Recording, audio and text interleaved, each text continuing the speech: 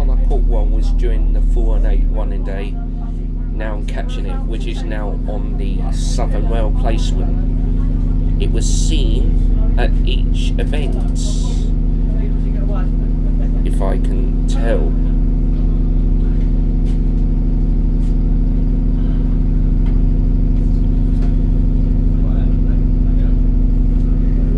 Surprisingly, no, this is the Abellio Rickets.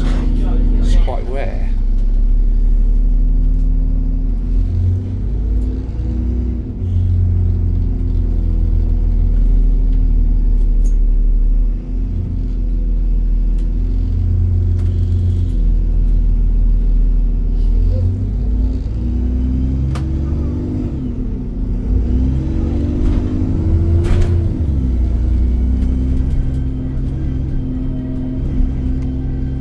Apparently, I know the driver really well.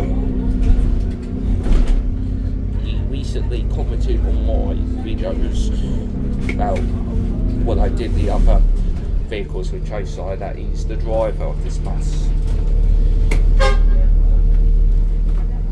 That's a nice tonal. And that's ex-Stagecoach Midlands Omni-Decker, just over there.